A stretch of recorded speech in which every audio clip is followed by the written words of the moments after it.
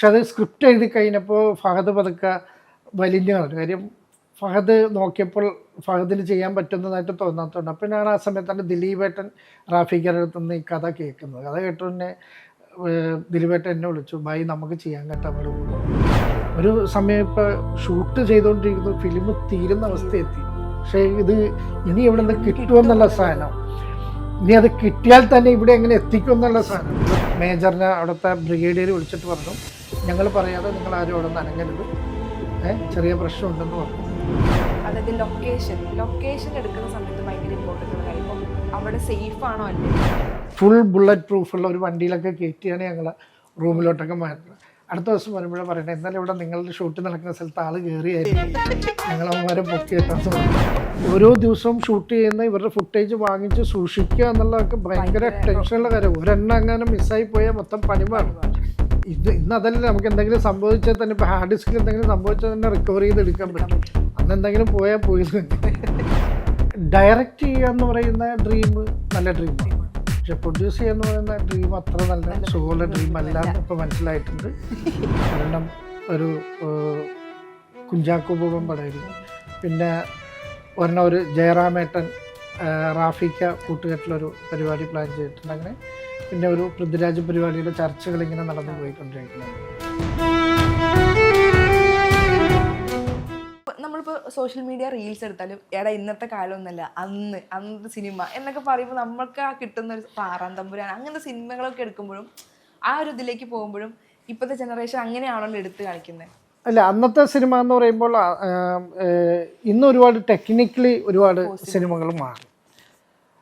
ഇപ്പോൾ പഴയ സിനിമയിലൊക്കെ നോക്കില്ല, അന്ന് ഈ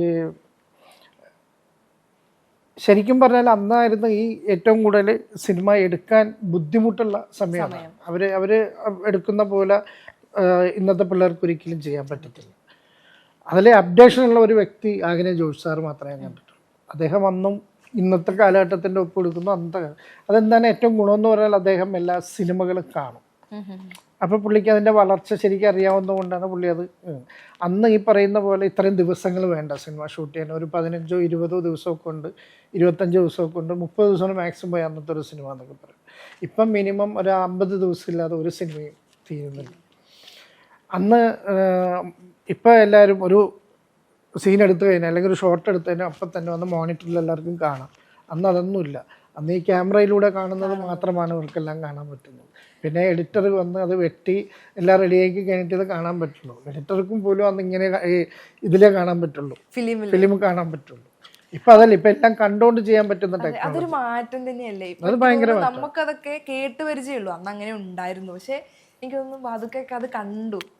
അതൊരു ഭാഗ്യം തന്നെ എനിക്ക് തോന്നുന്നു. ഇന്നത്തെ കാലത്തും കാണാൻ പറ്റി, അന്നത്തെ കാലത്തുള്ള കാര്യങ്ങളും കാണാൻ പറ്റിയിട്ടുള്ളൊരു ഭാഗ്യം തന്നെയാണത്. കാരണം ഡിജിറ്റലിലോട്ട് വന്നപ്പോൾ അതിൻ്റെതായ വ്യത്യാസങ്ങൾ വന്നതാണ്. ഫിലിമായപ്പോൾ ഞങ്ങൾ ഓരോ റോള് തീരുമ്പോഴും ഓരോ 400 അടി തീരുമ്പോഴും പ്രൊഡ്യൂസറെ നെഞ്ച് കിടന്ന് പടപടായിടി. നമ്മൾ പ്ലാൻ ചെയ്തതിലും കൂടുതൽ. ഇപ്പം ലാസ്റ്റ് എന്നിട്ട് ഞാനത് കഴിഞ്ഞിട്ട് പിന്നെ ഡിജിറ്റൽ വന്നിട്ട് ഞങ്ങൾ ഒരു തീരുമാനം എടുത്തു. അതോടുകൂടി ഫിലിമിൻ്റെ പരിപാടി തീരുന്ന സമയം നമ്മൾ കൊഡാക്കും ഇവരും ഒക്കെയുള്ള സമയമാണ്. അപ്പോൾ ലാസ്റ്റ് ഞങ്ങൾ ഫിലിമിൽ ഷൂട്ട് ചെയ്ത പടം പിക്കറ്റ് 43 ആണ്. പക്ഷേ ഡിജിറ്റൽ വന്നതിന് ശേഷമാണ്, എൻ്റെ വീട്ടിൽ വന്നതിന് ശേഷം ഞങ്ങൾ പ്ലാൻ ചെയ്യായിരുന്നു നമുക്കിത് ഇതിൽ തന്നെ ഷൂട്ട് ചെയ്യണം. അങ്ങനെ അതായിരുന്നു ലാസ്റ്റ് ഞങ്ങൾ വർക്ക് ചെയ്ത ഈ ഫിലിം കാലം. അതൊരു ഓർമ്മ തന്നെയല്ലേ ആ കാലത്തേക്ക്. മറ്റൊന്ന് പറഞ്ഞാൽ നമുക്ക് ഓരോ ദിവസവും ഷൂട്ട് ചെയ്യുന്ന ഇവരുടെ ഫുട്ടേജ് വാങ്ങിച്ച് സൂക്ഷിക്കുക എന്നുള്ളതൊക്കെ ഭയങ്കര ടെൻഷനുള്ള കാര്യം. ഒരെണ്ണം അങ്ങനെ മിസ്സായി പോയാൽ മൊത്തം പണിപാടും. ഇന്ന് അതല്ല, നമുക്ക് എന്തെങ്കിലും സംഭവിച്ചാൽ തന്നെ ഇപ്പോൾ ഹാർഡ് ഡിസ്കിൽ എന്തെങ്കിലും സംഭവിച്ചാൽ തന്നെ റിക്കവർ ചെയ്തെടുക്കാൻ പറ്റും. അന്ന് എന്തെങ്കിലും പോയാൽ പോയത് അങ്ങനത്തെ കുറേ ടെൻഷൻസ് ഒക്കെ ഉണ്ടാവില്ലേ. പിന്നെ അതിൻ്റെ ഉത്തരവാദിത്വം നമുക്ക് അവർ ഷൂട്ട് ചെയ്ത് തരുന്ന സാധനം സൂക്ഷിക്കാനുള്ളതും ഇവർക്ക് ഷൂട്ട് ചെയ്യാനുള്ള സാധനം കൊടുക്കാനുള്ള അതിൻ്റെ ഉത്തരവാദിത്വം ഒരു പ്രൊഡക്ഷൻ മാനേജർക്ക് അല്ലെങ്കിൽ ഒരു പ്രൊഡക്ഷൻ എക്സിക്യൂട്ടീവിലായിരിക്കും അതിൻ്റെ ഉത്തരവാദിത്വം മുഴുവൻ. എൻ്റെ റൂമുകളിലായിരിക്കും കംപ്ലീറ്റ് സാധനം വെക്കുക, എന്നിട്ട് പൂട്ടുക. അപ്പം ഈ ഫിലിംസ് സൂക്ഷിച്ച് വെക്കുന്ന അങ്ങനെ പെർട്ടിക്കുലർ റൂംസോ കാര്യങ്ങളൊക്കെ ഉണ്ടായിരുന്നോ? റൂംസ് എന്ന് പറയുമ്പോൾ ഇപ്പം പ്രൊഡക്ഷൻ കൺട്രോളിലായിരിക്കും, അയാളുടെ റൂമിലായിരിക്കും ഈ സാധനം എല്ലാം സൂക്ഷിച്ച് വെക്കുക.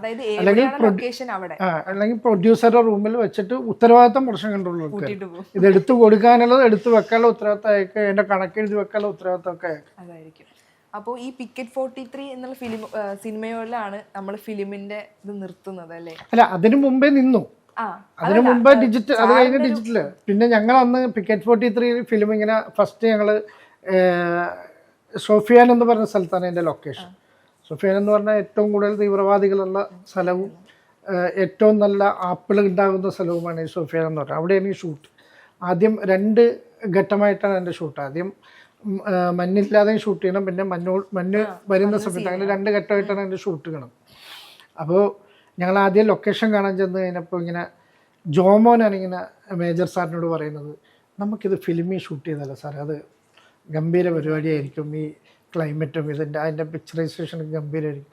അങ്ങനെയാണ്. അപ്പം തന്നെ എന്നോട് സാറ് പറയുക, ഫിലിം അവിടെ ഉണ്ടെന്ന് അന്വേഷിച്ച് വെക്കാൻ പറയുന്നു. അങ്ങനെ ഞാൻ കൊട്ടാക്കി വിളിക്കുന്നു, അവിടെ സാധനം സ്റ്റോക്ക് ഉണ്ടെന്ന് പറയുന്നു. അങ്ങനെ പ്രൊഡ്യൂസറുമായിട്ട് സംസാരിക്കുന്നു, പൃഥ്വിരാജുമായിട്ട് സംസാരിക്കുന്നു, എല്ലാവരും അതിൽ ഹാപ്പിയാണ്. അങ്ങനെ അപ്പം തന്നെ പോയിട്ട് സാധനം റെഡിയാക്കി എടുത്ത്. പക്ഷേ ലാസ്റ്റ് ഒരു സമയം ഇപ്പോൾ ഷൂട്ട് ചെയ്തുകൊണ്ടിരിക്കുന്നു, ഫിലിം തീരുന്ന അവസ്ഥ എത്തി. പക്ഷേ ഇത് ഇനി ഇവിടെ നിന്ന് കിട്ടുമെന്നുള്ള സാധനം, ഇനി അത് കിട്ടിയാൽ തന്നെ ഇവിടെ എങ്ങനെ എത്തിക്കും എന്നുള്ള സാധനം. ഇതെന്ന് പറഞ്ഞാൽ ചെറിയ സ്ഥലമൊന്നുമല്ല, ഇവിടെ എത്തിക്കാൻ വലിയ പാടാണ്. പക്ഷെ അത് ഞാനപ്പം തന്നെ രാജു എന്നോട് പറഞ്ഞു, ബാദുഷാ വിചാരിച്ച കിട്ടും, നിങ്ങളൊന്ന് നോക്കിയെന്ന് പറഞ്ഞു. ഞാൻ ഉടനെ നേരെ VKP വിളിക്കുന്നു. VKPയുടെ അവിടെ VKPയുടെ ഒരു കൂടെ വർക്ക് ചെയ്യുന്ന ഒരു അദ്ദേഹമുണ്ട്. അദ്ദേഹത്തിന് ഞാൻ വിളിച്ചിട്ട് അദ്ദേഹം വഴി ബോംബെ ഈ സാധനം ഒരിടത്തു നിന്ന് 4-5 ഒപ്പിച്ചിട്ട് അത് ഒരാളുടെ കയ്യിൽ, അത് ഒരു യൂണിറ്റിലൊരു പയ്യൻ്റെ വഴി ഞാനതിവിടെ ലൊക്കേഷനിൽ എത്തിക്കണേ. അന്ന് അവിടെ എനിക്ക് ഭയങ്കര കയ്യടിയൊക്കെ തന്നു സാധനത്തിൽ. അയ്യോ, അത് ഭയങ്കര, കാരണം ഇതില്ലാതെ നമുക്ക് മുമ്പോട്ട് പോകാനുള്ള ഒരു മാർഗ്ഗവും ഇല്ല. ഞാൻ ഇപ്പം സാറ് പറഞ്ഞല്ലോ, അതായത് ലൊക്കേഷൻ എടുക്കുന്ന സമയത്ത് ഭയങ്കര ഇമ്പോർട്ടൻ്റ് ഉള്ള കാര്യം, ഇപ്പം അവിടെ സേഫ് ആണോ അല്ലേ എന്നുള്ളത്. അങ്ങനെ എന്തെങ്കിലും അനുഭവങ്ങളൊക്കെ അവിടെ ഭയങ്കര പേടി സ്വപ്നങ്ങളാണ് ഞങ്ങൾക്ക്. കാരണം അവർക്ക് ഇപ്പോൾ വരുന്നവർക്ക് അറിയില്ല അവിടെ സിനിമ ഷൂട്ടിംഗ് നടക്കുന്നുണ്ടോ കാര്യങ്ങളോ അങ്ങനെ. അല്ല, അവിടെ എന്താണെന്ന് വെച്ചാൽ ആ സമയങ്ങളിൽ ഏറ്റവും കൂടുതൽ കുറേ പ്രശ്നങ്ങളുള്ള സമയത്തായിരുന്നു. അപ്പം ഞങ്ങൾ കുറച്ച് പേര് മെയിൻ ടെക്നീഷ്യൻസും ഞങ്ങൾ കുറച്ച് പേര് താമസിക്കുന്നത് മെയിൻ ലൊക്കേഷൻ ഒരു 20 കിലോമീറ്റർ ഇപ്പുറത്ത് പട്ടാള ക്യാമ്പിലാണ്, ബ്രിഗേഡിയറൊക്കെ താമസിക്കുന്ന സ്ഥലത്താണ്. ബാക്കി കംപ്ലീറ്റ് ക്രൂവിനെ ലൊക്കേഷനിൽ തന്നെ, അതും ഫുൾ പട്ടാള ക്യാമ്പാണ് ഷൂട്ട് നടക്കുന്നത്, അവിടെയാണ് കംപ്ലീറ്റ് ആൾക്കാരെ. അപ്പം ഞങ്ങളുടെ ഈ അങ്ങോട്ടും ഇങ്ങോട്ടുമുള്ള വൈകുന്നേരം ഷൂട്ട് കഴിഞ്ഞുള്ള വരവും പോക്കും ഭയങ്കര പട്ടാളത്തിൻ്റെ ഭയങ്കര സെക്യൂരിറ്റിയോട് കൂടിയാണ് ഞങ്ങളെ കൊണ്ടുപോകണം. ഈ ഒരു ദിവസം രാത്രി പെട്ടെന്ന് ഷൂട്ട് കഴിയേണ്ട നേരത്ത് മേജറിനെ അവിടുത്തെ ബ്രിഗേഡിയർ വിളിച്ചിട്ട് പറഞ്ഞു, ഞങ്ങൾ പറയാതെ നിങ്ങൾ ആരും അവിടെ നിന്ന് അനങ്ങരുത്, ചെറിയ പ്രശ്നമുണ്ടെന്ന് പറഞ്ഞു. ഞങ്ങളൊക്കെ എന്താണെന്ന് അറിയില്ല. പിന്നെ കുറച്ച് കഴിഞ്ഞപ്പോൾ വന്നിട്ട് ഞങ്ങളൊക്കെ കൊണ്ടുപോകേണ്ടവർ, അങ്ങോട്ട് പോകേണ്ട 20 കിലോമീറ്റർ പോകേണ്ട ആൾക്കാരെല്ലാം ഒരു ഫുൾ ബുള്ളറ്റ് പ്രൂഫുള്ള ഒരു വണ്ടിയിലൊക്കെ കയറ്റിയാണ് ഞങ്ങളെ റൂമിലോട്ടൊക്കെ മാറ്റുന്നത്. അടുത്ത ദിവസം വരുമ്പോഴേ പറയണേ, എന്നാലും ഇവിടെ നിങ്ങളുടെ ഷൂട്ട് നടക്കുന്ന സ്ഥലത്ത് ആൾ കയറിയായിരുന്നു, ഞങ്ങളവന്മാരെ പൊക്കിയിട്ടാന്ന് പറഞ്ഞു. അപ്പോൾ ഞാൻ ചോദിക്കട്ടെ, അങ്ങനെയുള്ള സ്ഥലത്ത് പെർമിഷൻ വാങ്ങുക എന്ന് പറയുന്നത് ഭയങ്കര ബുദ്ധിമുട്ടുള്ള കാര്യമാണ്. കാരണം അങ്ങനെ ഒരു ഏരിയ ഷൂട്ടിങ്ങിന് തരുമ്പോൾ അതിന് കുറേ പ്രോസസ്സ് ഉണ്ടായിരുന്നില്ലേ? അപ്പോൾ അതൊക്കെ എങ്ങനെയാണ് തരണം ചെയ്ത ലൊക്കേഷൻ മേജർ സാർ ഓക്കെ ആ ഒരു വഴിയാണ്. ഓക്കെ, ഇപ്പം ഈ ഒരു ഫീൽഡിൽ നിൽക്കുമ്പോൾ സാറിന് ഇൻസ്പിറേഷൻ ആയിട്ട് തോന്നിയ ആരെങ്കിലും ഉണ്ടോ? അതായത് ഇപ്പം ഞാനല്ല, റോൾ മോഡലായിട്ട് ഇപ്പോൾ സാർ ഞാൻ പറയട്ടെ, അങ്ങനെ ഒരു ഇതുണ്ടാവില്ല, പക്ഷെ എന്നാലും ഒരു ഇൻസ്പിറേഷൻ ആയിട്ട് അല്ലെങ്കിൽ ഒരു ഇഷ്ടം കൂടുതൽ തോന്നിയിട്ടുള്ള, ഒരു ആരാധന തോന്നിയിട്ടുള്ള ആരെങ്കിലും ഉണ്ടോ ലൈഫ്? അല്ല, ഞാൻ പറഞ്ഞല്ലോ, എനിക്ക് നടന്മാരിലാണെങ്കിൽ എനിക്ക് മമ്മൂക്ക അതിന് ലാലേട്ടൻ അങ്ങനെയാണ് വന്നത്. പക്ഷേ ഈ എൻ്റെ പ്രൊഫഷനിൽ എനിക്ക് ഒരാളോട് ഇഷ്ടം തോന്നിയേക്കുന്നത് ആൻഡോ ജോസഫിനോടാണ്. പുള്ളി വന്ന പാതയിലൂടെയാണ് ഞാൻ വന്നിട്ടുള്ളത്. ഞങ്ങൾക്ക് ഒന്നിച്ച് വർക്ക് ചെയ്യാൻ അന്നത്തെ സമയത്ത് പറ്റിയിട്ടില്ല, പക്ഷെ അതിന് ശേഷം പുള്ളി പ്രൊഡ്യൂസ് ചെയ്ത പടമൊക്കെ ഞാൻ വർക്ക് ചെയ്തിട്ടുണ്ട്. ഇപ്പം ബാദുഷാ ബാനറിൽ വരുന്ന ഒട്ടുമിക്ക എല്ലാ സിനിമകളും ഫാമിലി മൂവീസ് ആണെന്ന് കേട്ടിട്ട്, നമ്മൾ അങ്ങനെ നോക്കിക്കഴിഞ്ഞാൽ കാറ്റഗറി അങ്ങനെയാണ് വരുന്നത്. അതിന് പിന്നിൽ അറിഞ്ഞുകൊണ്ട് ചെയ്യുന്നതാണോ അല്ലെങ്കിൽ അല്ല? ഇതിപ്പോൾ ശരിക്കും പറഞ്ഞാൽ ബിബിൻ ജോർജും വിഷ്ണു ഉണ്ണികൃഷ്ണനും ആദ്യമായിട്ട് ഡയറക്റ്റ് ചെയ്യുന്നൊരു പടം. അപ്പോൾ അവന്മാർക്ക് ഒറ്റ നിർബന്ധം ഉണ്ടായിരുന്നുള്ളൂ, അവന്മാരൊഴിച്ച് ബാക്കി എല്ലാവരും പുതുമുഖങ്ങളായിരിക്കണം. അത് നമ്മൾ സമ്മതിച്ചുകൊണ്ടാണ് ആ പടം ഉണ്ടായത്.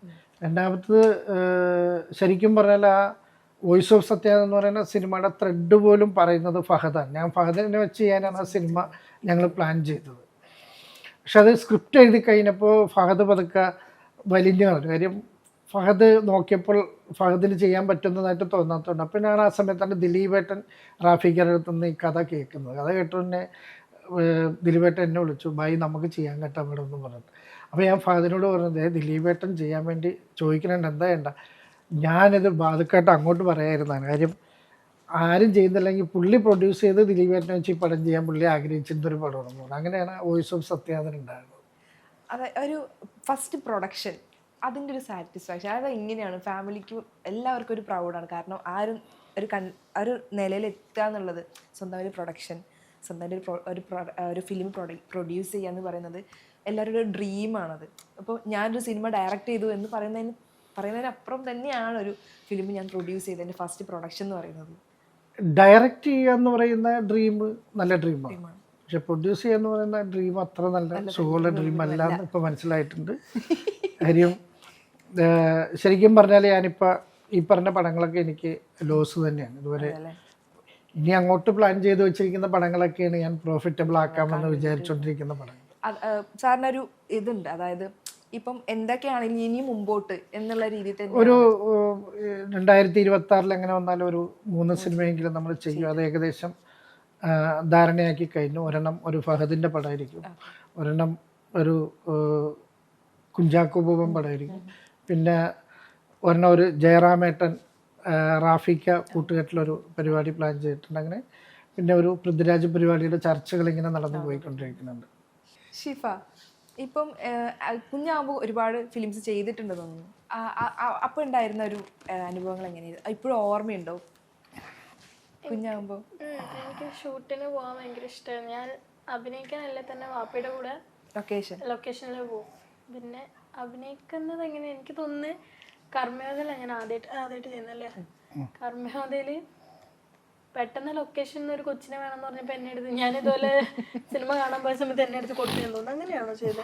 എന്നെ അടുത്ത് കൊടുത്തു ഇല്ല, അത് കർമ്മയോധയിൽ ലാലങ്കളുടെ മോളായിട്ടൊരു പാട്ട് സീനിൽ ആ ചേച്ചിയുടെ കുട്ടിക്കാലാണ് ചെയ്യുന്നത്.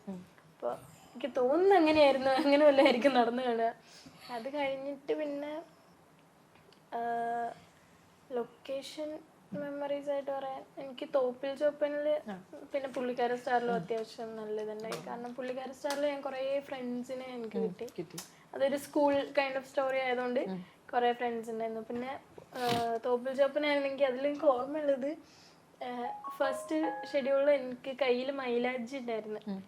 അപ്പോൾ അത് അമ്മയുടെ അനിയത്തിയുണ്ട് മാള് പറഞ്ഞിട്ട്, അപ്പോൾ മാളുമ്മ എനിക്ക് മൈലാഞ്ചിയൊക്കെ നല്ലപോലെ ഇട്ട് തരുമായിരുന്നു.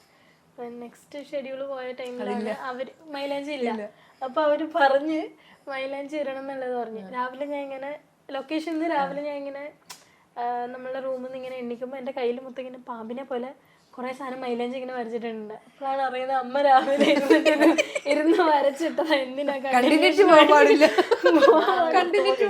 പോകാൻ പാടില്ലാത്തോണ്ട് അമ്മ ഇരുന്ന് പാമ്പിനെ പോലെ കുറെ വള്ളി വരച്ചിട്ടിട്ടുണ്ട്.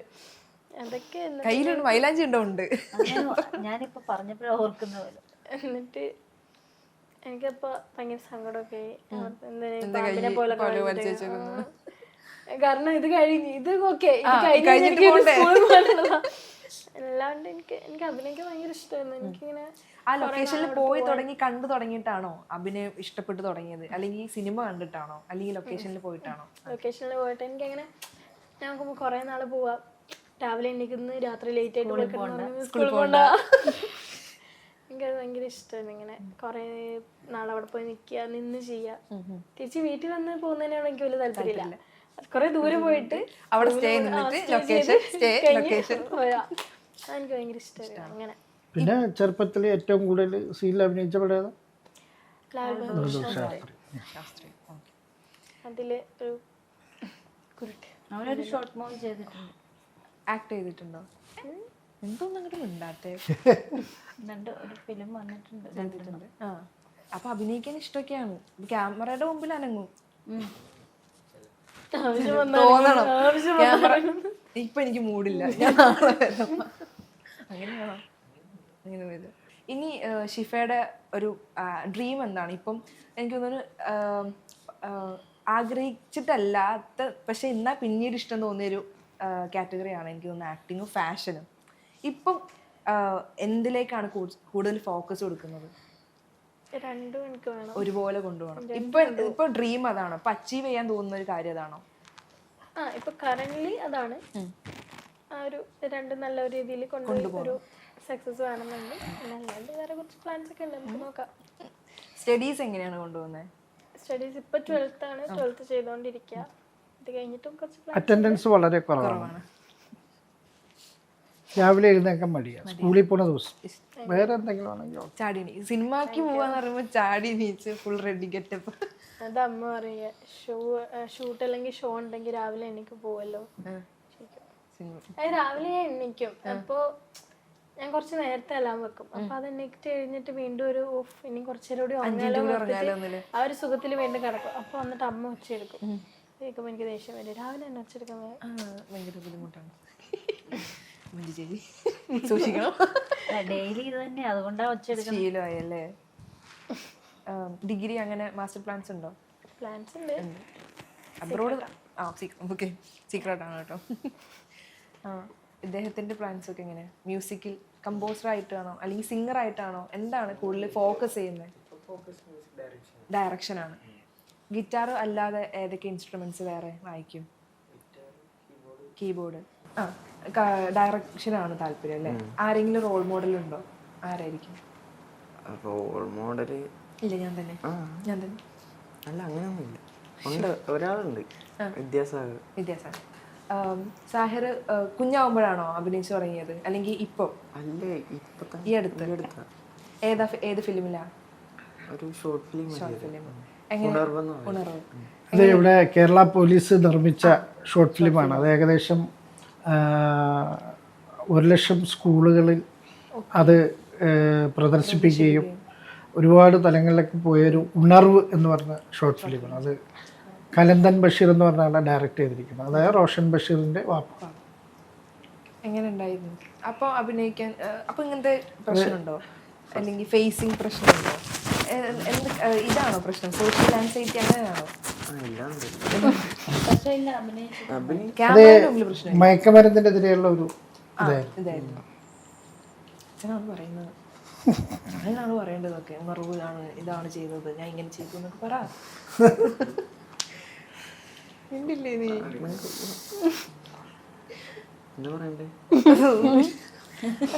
വിജയിനെ പോലെയാണ്. വിജയ് ഇപ്പൊ രാഷ്ട്രീയത്തിലിറങ്ങിയപ്പോഴേ ജനങ്ങളുടെ മുമ്പിൽ ഒച്ചെടുക്കുന്നു, സംസാരിക്കാൻ അതുപോലെ എങ്ങനെയാണ് രണ്ടുപേരുടെയും ബോണ്ട് എങ്ങനെയാണ്? ചേട്ടന്റെ നിലയിലും അനിയത്തി എങ്ങനെയാണ്? അടിപിടിയാണോ അല്ലെങ്കിൽ സ്നേഹമാണോ? അടിപിടിയായിരുന്നു. ഇപ്പൊ കുറച്ച് ഞാൻ കുറച്ച് മെച്ചൂർഡായിരുന്നു. ഇപ്പൊ നല്ല നാട്ടിൽ വരുമ്പോഴുള്ള അടിയുള്ളൂ, പുറത്തു പോയല്ല. അല്ല, അങ്ങനെയല്ല. പണ്ട് ഞങ്ങൾ ചേരൂലായിരുന്നു. കുറെ വർഷങ്ങൾക്ക് മുന്നേ. എത്ര വയസ്സിന് ഡിഫറൻസ് ഉണ്ട് ആക്ച്വലി രണ്ടാളും തമ്മിൽ? ഒരു വയസ്സിന്. ഞങ്ങൾ അങ്ങോട്ടും ഇങ്ങോട്ടും പാര ആയിരുന്നു. അമ്മയുടെ അടുത്തായിരിക്കും പറഞ്ഞു കൊടുക്കുന്നുണ്ടാവും. അത് ആക്ച്വലി റിവെഞ്ച് എന്നുള്ള രീതിയിലായിരിക്കും. ഇന്റൻഷനലി ആണ്, മനഃപൂർവ്വം പോയിട്ട് ചെയ്യുന്നതാ. അത് കാരണം ഇവനൊന്ന് ചെയ്തിട്ടുണ്ടായിരിക്കും, അപ്പൊ ഞാനൊന്ന് ചെയ്യും. ഞാൻ ചെയ്തിട്ടുള്ള കാര്യം ഇവൻ ഓർത്ത് വെച്ചിട്ട് ഇവൻ പിന്നെ ഒരു ചാൻസ് കിട്ടുമ്പോൾ എനിക്കിട്ട് വീണ്ടും കുത്തും. അപ്പൊ ഞാൻ അത് ഓർത്ത് വെച്ചിട്ട്. സമീപിക്കുന്ന ആളാരാ? അമ്മ എന്നെ ഇങ്ങനെ ചെയ്തു എന്ന് പറഞ്ഞു ഓടി പോകുന്ന ഫസ്റ്റ് ആളാരാ? പക്ഷെ അമ്മ ഇവനെ നോക്കാം, ഇവൻ പറയണത് കേൾക്കുള്ളൂ. അതെല്ലേ, അതെല്ലാം അമ്മമാർക്കുള്ള പ്രശ്നം അല്ലേ? എപ്പോഴുള്ള പ്രശ്നം. പക്ഷെ അച്ഛന്മാര് കൂടെ നിൽക്കാറുണ്ട്, ഉണ്ടാവാറുണ്ടോ? മൈൻഡ് ആക്കാറില്ല. അങ്ങനെ സംഭവിക്കാറുണ്ട്. പെൺകുട്ടികൾ നേരെ അച്ഛൻ്റെ അടുത്ത് പോവാറ്. പക്ഷെ ഇപ്പൊ ഈ കുറച്ച് വർഷങ്ങളായിട്ട് ഞങ്ങൾ രണ്ടുപേരും കാരണം അവർക്ക് രണ്ടുപേർക്ക് പണി കിട്ടാറ്. മക്കളുടെ ഡ്രീമൊക്കെ എങ്ങനെയാ നോക്കി കാണാം? അവരുടെ ഫ്രീ ആയിട്ട് അവരുടെ ഫ്രീഡത്തിന് വിട്ടേ. ഇപ്പം ആരും ഇന്ന മൊമെന്റ് മുതൽ എനിക്ക് ഇങ്ങനെ ആവണം എന്ന് വിചാരിച്ചിട്ട് പാടി തുടങ്ങുന്നതോ വരച്ചു തുടങ്ങുന്നതോ എഴുതി തുടങ്ങുന്നതോ പഠിപ്പിക്കിട്ടതാ. ആക്ച്വലി എന്തായിരുന്നു കുഞ്ഞാകുമ്പോൾ? ഇപ്പൊ എനിക്ക് ടീച്ചർ ആവണം എന്ന് പറഞ്ഞ സമയത്ത് എന്തായിരുന്നു ആ സമയത്ത് ആഗ്രഹം? എനിക്ക് അത്ര താല്പര്യം ഒന്നിനും ഇല്ലായിരുന്നു. അമ്മ വിട്ടതിന് ശേഷമാണ് ഇഷ്ടം. പഠിക്കുന്ന സമയത്ത് എനിക്ക് ഒട്ടും താല്പര്യമില്ലായിരുന്നു. പിന്നെ ഒരു 10th ഒക്കെ കഴിഞ്ഞപ്പോഴാണ് ഇതിനായിട്ട് ഇറങ്ങിയത്. അപ്പൊ ഈ കുഞ്ഞാവുമ്പോ ക്ലാസ്സിൽ പോവാ വരിക? ഫുട്ബോളായിരുന്നു. ഇപ്പൊ പോവാറുണ്ടോ? പക്ഷെ ഫുട്ബോള് ഞാൻ അത്യാവശ്യം എപ്പോഴാ തുടങ്ങിയേ? 6-7 അതിന് മുന്നേ ഇവനെ പാട്ട് പഠിക്കാൻ വിട്ടേ. അപ്പൊ പഠിക്കാൻ വിടും, പക്ഷെ ഇവനോടൊപ്പം ക്ലാസ് തിരിച്ചു കുറെ വരും. നാൾ കഴിഞ്ഞപ്പോ തന്നെ സ്വരങ്ങളൊക്കെ നന്നായിട്ട് പാടും. പാടും. ഞങ്ങൾ മൂന്നും കൂടെ ആയിരുന്നു പാട്ട് പഠിക്കാനിരുന്നത്. അപ്പൊ പക്ഷെ ഞാൻ പോയിട്ടോ, ഞാൻ back ഒന്നോ രണ്ടോ പ്രാവശ്യം തന്നെ സാറ് പറയുമ്പോൾ തന്നെ സ്വരങ്ങൾ നന്നായിട്ട് പാടും. പാടും. അപ്പം എപ്പോഴാണ് ഷിഫയ്ക്ക് പാട്ടിനോട് എനിക്ക് തോന്നുന്നു പാട്ടിനേക്കാൾ ഡാൻസിങ് ആണോ പാട്ടാണോ ഏറ്റവും കൂടുതൽ താല്പര്യം? രണ്ടും വെച്ച് നോക്കുകയാണെങ്കിൽ രണ്ടും ഒരുപോലെയാണോ? ഡാൻസ് ആയിരുന്നു. ക്ലാസിക്കലാണോ വെസ്റ്റേൺ ആണോ? അത് രണ്ടും പോകും. ക്ലാസിക്കൽ പഠിച്ചത് ഇറങ്ങിയിട്ട് കഴിഞ്ഞാളാ. എൻ്റെത് ഇവൻ പാട്ട് പഠിക്കാൻ പറ്റില്ല. പാട്ട് പഠിക്കാൻ വിട്ടിട്ട് തന്നെയായിരുന്നു ഞാൻ ഡാൻസ് പഠിച്ചുകൊണ്ടിരുന്നത്. അപ്പോൾ ഞാനിങ്ങനെ ഡാൻസ് ക്ലാസ് കഴിഞ്ഞ് ഞാനും അമ്മയും കൂടി പാട്ടിന് കയറും. പിന്നെ കുറച്ചാൾ കഴിഞ്ഞപ്പോൾ മനസ്സിലായി പാട്ട് എനിക്ക് പറ്റിയ പണിയല്ലാന്ന്. അതുകൊണ്ട് ഞാൻ നിർത്തി. ഇവൻ പാട്ടിൻ്റെത് അരങ്ങേറ്റം കംപ്ലീറ്റ് ചെയ്തു, ഞാൻ ഡാൻസിൻ്റെ അരങ്ങേറ്റം കംപ്ലീറ്റ് ചെയ്തു. അത് കഴിഞ്ഞ് എനിക്ക് വോയിസിനോട് ഭയങ്കര ഇൻസെക്യൂരിറ്റി ആയിരുന്നു. അപ്പോൾ എനിക്ക് ബാക്കിയുള്ള ഗേൾസിൻ്റെ വോയിസ് വെച്ച് നോക്കുമ്പോൾ എൻ്റെ കുറച്ച് ബാസുള്ള വോയിസ് ആണെന്ന് എനിക്ക് തോന്നിയിട്ടുണ്ട്. സൗണ്ട് ഫീൽ ചെയ്യുന്നു. എനിക്കങ്ങനെ ഫീൽ ചെയ്തിട്ടുണ്ട്. നമുക്കങ്ങനെ അല്ല അങ്ങനെ ഉണ്ടാവാറുണ്ട്. നമ്മളിപ്പോൾ വാട്സപ്പിൽ വോയിസ് അയച്ചാലും നമുക്ക് കേൾക്ക് നോക്കും. ഞാൻ കേൾക്കാറില്ല. അതുകൊണ്ട് എനിക്ക് ഭയങ്കര ഇൻസെക്യൂരിറ്റി ആയിരുന്നു വോയിസിനോട്. പിന്നെയാണ് ഞാനിങ്ങനെ ഇൻസ്റ്റയിൽ ലൈവ് പോകാൻ തുടങ്ങി. നമ്മൾ കുറച്ച് ഫ്രണ്ട്സായിട്ട് ഇങ്ങനെ ലൈവ് പോകും, അപ്പം പാടും. അപ്പം അങ്ങനെ പാടുമ്പോൾ ഇങ്ങനെ കമൻസ് വരും, കൊള്ളാൻ പറ്റിയത് കുറച്ച് അങ്ങനെ കമൻസ് വരുമ്പോൾ അങ്ങനെയാണ് പിന്നെ ഞാൻ പാട്ടിലേക്ക് വന്നത്. പിന്നെ ഞാൻ ഇവൻ്റെ കൂടെ ക്യൂൻസ് വാക്കുവൽ പോവായിരുന്നു ജാമിങ്ങിനായിട്ട്. അവിടെ പാടിയായിരുന്നു. അവിടെയൊക്കെ ജാമിങ് പോവായിരുന്നു. ഇപ്പൊ പിന്നെ ചെന്നൈയിലല്ലേ. അപ്പോഴൊക്കെ അതൊക്കെ ചെയ്യാൻ ഭയങ്കര ഇഷ്ടമാണ്. ഉറക്കത്തിന്റെ പ്രശ്നമുള്ള ആളാണ്. രാത്രിയാണ് ഓണാവുന്നത്. അങ്ങനത്തെ ഒരു മൈൻഡ് അല്ലേ? പരിപാടി ഉള്ള അവിടെ രാത്രിയിലേ ഉള്ളൂ. ഗിറ്റാർ എടുക്കുന്നത് ആഫ്റ്റർ 10 മണിക്ക് ശേഷമായിരിക്കും അല്ലേ? അല്ലെ പിന്നെ ഞാൻ കാല് പഠിക്കണം. ചെന്നൈ എപ്പോഴും ഉണ്ടാവും. എല്ലാം ഉണ്ട്. ഡാൻസിങ് ഇപ്പോഴും കണ്ടിന്യൂ ചെയ്യുന്നുണ്ടോ? ഇപ്പോഴും ക്ലാസ്സിന് പോകുക? അങ്ങനെ ക്ലാസ്സിന് പോകുന്നില്ല. ഞാനിപ്പോൾ നിർത്തിയിട്ട് ഞാൻ 2nd സ്റ്റാൻഡേർഡിൽ പഠിക്കുമ്പോഴായിരുന്നു എൻ്റെ അരങ്ങേറ്റം. അത് കഴിഞ്ഞ് നിർത്തി. നമ്മളത് കഴിഞ്ഞിട്ട് എന്തായിരുന്നു നിർത്താൻ കാരണം? അത് കഴിഞ്ഞ് അവിടുന്ന് ഡാൻസ് ക്ലാസ് മാറ്റുമോ എന്തോ ചെയ്തു. പിന്നെ 4ാം ക്ലാസ്സിൽ 4 എക്സാം എഴുതിക്കൊണ്ടിരിക്കുന്ന ടൈമിലാണ് നമ്മൾ വീട് ഷിഫ്റ്റ് ചെയ്യുന്നത്. നമ്മൾ പാലാരിവട്ടത്തേക്ക് വന്നു. അപ്പോൾ പിന്നെ ഫുള്ളി ഡാൻസ് ഒന്നും ഇല്ല എന്നുള്ളൊരു സാധനമായി. അത് കഴിഞ്ഞ് ഞാനൊരു 10th പഠിക്കുന്ന ടൈമിൽ ഇവിടെ വിഷ്ണു MG എന്ന് പറഞ്ഞിട്ടൊരു ഡാൻസർ ഉണ്ട്, ഹൗസ് ഓഫ് ഏവേഴ്സ് എന്നൊക്കെ പറഞ്ഞിട്ട്. അപ്പോൾ വിഷ്ണുവിൻ്റെ അടുത്ത് ഞാൻ ഡാൻസിൻ്റെ ഹിപ്പ് ഹോപ്പ് ക്ലാസ്സസ് എടുക്കുമായിരുന്നു. അതല്ലാണ്ട് നാസിഫ് അപ്പൂനെ അറിയില്ലേ? നാസിഫ് ഖാൻ്റെ അടുത്ത് കണ്ടംപററി ട്രൈ ചെയ്തിട്ട് ഞാൻ എല്ലായിടത്തും ഇങ്ങനെ ചാടി പോയിട്ടുണ്ട്. പിന്നെ 11th പഠിച്ചപ്പോൾ നവ്യ ചേച്ചിയുടെ അടുത്ത് വീണ്ടും ഒന്നുകൂടെ ഡാൻസ് സ്റ്റാർട്ട് ചെയ്യാൻ വേണ്ടി കയറി. പക്ഷെ കുറച്ച് കഴിഞ്ഞപ്പോൾ അതും ഡ്രോപ്പായി. എത്ര ഷോസ് ഇപ്പം അറ്റൻഡ് ചെയ്തിട്ടുണ്ടാവും? പെഷൻസ് ആണെങ്കിൽ ഞാൻ 4 അറ്റൻഡ് ചെയ്തു. അല്ലാണ്ട് ഡിസൈനർ ഷോസ് അതൊരു 4 ഉണ്ട് തോന്നുന്നു. 4 ഉണ്ട്. ഇനിയിപ്പോൾ 2 കോമ്പറ്റീഷന് പോകുമല്ലേ? എന്തൊക്കെയാണ്? ഒരെണ്ണം ഫ്ലൈയിങ് ഫെയിം മിസ് ഇന്ത്യ എന്ന് പറഞ്ഞിട്ട്, അത് നെക്സ്റ്റ് ഈ മന്ത് നവംബർ 1/2 ഡൽഹിയിൽ വെച്ചിട്ടുണ്ടാവും. അത് കഴിഞ്ഞ് ഫോറെവർ മിസ് യൂണിവേഴ്സ് എന്ന് പറഞ്ഞിട്ടൊരു FCA എന്ന് പറഞ്ഞിട്ടൊരു കമ്പനി നടത്തുന്ന ഒരു സാധനമുണ്ട്. അത് ഡിസംബറിൽ. സോഷ്യൽ മീഡിയ ഒക്കെ ഭയങ്കര യൂസ് ചെയ്യുന്ന ആളാണോ? ഈ പാട്ടൊക്കെ പാടിയിടുന്ന അങ്ങനെയൊക്കെ ചെയ്യാറുണ്ട്? അതിനൊന്നും കുഴപ്പമില്ല, അതിലൊക്കെ ഓക്കെ. നമ്മുടെ ലാലേട്ടന് ഈ അടുത്ത് കിട്ടിയിട്ടുള്ള ദാദാ സാഹിബ് ഫാൽക്കെ അവാർഡിൻ്റെ ഭാഗമായിട്ട് നമ്മൾ കേരള ഗവൺമെൻറ് നടത്തിയിട്ടുള്ള ഒരു ഫംഗ്ഷൻ ഉണ്ടായിരുന്നു. അതിന് പാട്ടാവുന്ന ഭാഗമായിട്ട് ഇക്കാക്കി ഫേസ് ചെയ്യേണ്ടി വന്ന, അല്ലെങ്കിൽ മാമിനും കൂടി ഫേസ് ചെയ്യേണ്ടി വന്ന ഒരു ഇഷ്യൂസിനെ കുറിച്ചിട്ട് നമ്മൾ സോഷ്യൽ മീഡിയ ആണെങ്കിലും അല്ലാത്ത ന്യൂസുകളിലൊക്കെ വന്നിട്ടുണ്ടായിരുന്നു. ആക്ച്വലി എന്താണ് അവിടെ സംഭവിച്ചത്? ആക്ച്വലി ഞങ്ങളവിടെ ചെല്ലുമ്പോൾ ഓൾറെഡി ഞങ്ങൾ ഇച്ചിരി ലേറ്റായിട്ടാണ് ചെല്ലുമ്പോൾ തന്നെ അവിടെ നിൽക്കാനൊന്നും സ്ഥലമില്ലാതെ ആൾക്കാർ തിരിച്ചു വന്നുകൊണ്ടിരിക്കുകയാണ്. ഞാൻ ശരിക്കും ഗേറ്റ് കയറി അകത്തുവരുമ്പോൾ തന്നെ നമ്മുടെ MK നാസർ എന്ന് പറഞ്ഞ പ്രൊഡ്യൂസർ തന്നെ അവിടെ നിൽക്കാൻ സ്ഥലമില്ലാന്ന് പറഞ്ഞ് പോവുക. ഞാൻ പറഞ്ഞിരിക്കാം നമുക്ക് കയറാമെന്ന് പറഞ്ഞ് ഞാനങ്ങ് ചെല്ലുന്നു. എന്നെ കണ്ട ഉടനെ പോലീസ് അവിടെ തടഞ്ഞപ്പോൾ ഉടനെ ബൗൺസർ പയ്യൻ വന്നിട്ട് അവരോട് പറഞ്ഞു, സാർ അത് ഇന്ന ആളാണ്, ഇവിടെ ക്ഷണിച്ചിട്ട് വന്നേക്കണാണ്, പുള്ളിനെ കയറ്റി വിടണം കേട്ടാന്ന് പറഞ്ഞപ്പോൾ പോലീസ് സമ്മതിച്ചില്ല. കാര്യം ഇവിടെ ഇതിനകത്ത് നിൽക്കാൻ സ്ഥലമില്ല, ഇപ്പോൾ മുഖ്യമന്ത്രി വരാൻ പോലാണ്, അതുകൊണ്ട് ഇവിടെ ആരെയും ഇനി കയറ്റാൻ പറ്റില്ല. അപ്പം ഞാൻ നോക്കുമ്പോൾ തന്നെ അവിടെ ഡയറക്ടർ ബാലു കിരിയൽ സാറ്, മറ്റേ പി ചന്ദ്രേട്ടൻ, ഇവരെല്ലാവരും അവിടെ കയറാൻ പറ്റാതെ ഇങ്ങനെ നിൽക്കുക. അപ്പം ഇവനിങ്ങനെ വന്ന് പറഞ്ഞപ്പോൾ ഇവനെ പോലീസുകാർ നിന്നെ ആദ്യം വിളിച്ച് മാറ്റുന്നു, നീ ആദ്യം മാറാമെന്ന് പറഞ്ഞ് ഇങ്ങനെ മാറ്റി. അപ്പം പെട്ടെന്ന് എൻ്റെ സജി ചെറിയാൻ സാറിൻ്റെ PS മനോജ് സി പുള്ളിക്കാൻ കണ്ടു. പുള്ളി ഓടി വന്നിട്ട് പോലീസിനോട് പറഞ്ഞു പുള്ളിനെ കയറ്റിവിടുന്നു. അങ്ങനെ ഞങ്ങൾ അകത്തോട്ട് കയറിയത്. നമ്മൾ കാണുന്ന സിനിമകളിലെ ഒരു പിന്നാമ്പുറത്തെ ഒരുപാട് വിശേഷങ്ങളാണ് ബാദുക്ക നമുക്ക് ഷെയർ ചെയ്തിട്ടുള്ളത്. ആ ഒരു സിനിമ നമ്മൾ വിഷ്വലി തിയേറ്ററിൽ കാണുന്നതിന് മുമ്പേ, അല്ലെങ്കിൽ അതിന് 2 മാസമാണെങ്കിലും എത്ര ടൈം എടുത്തിട്ടാണെങ്കിലും അതിന് പിന്നിൽ നടക്കുന്ന ഒരുപാട് വിശേഷങ്ങൾ, അല്ലെങ്കിൽ ഒരുപാട് സ്ട്രഗിൾസ്, ഒരു കൺട്രോളർ ആണെങ്കിലും അല്ലാതെയും ഒരു പ്രൊഡ്യൂസറായിട്ടും ഒരുപാട് വിശേഷങ്ങൾ നമുക്ക് പങ്കുവെച്ച ബാദുക്കയോടും ഫാമിലിയോടും ഒരുപാട് നന്ദി. Thank you for sharing. Thank you so much.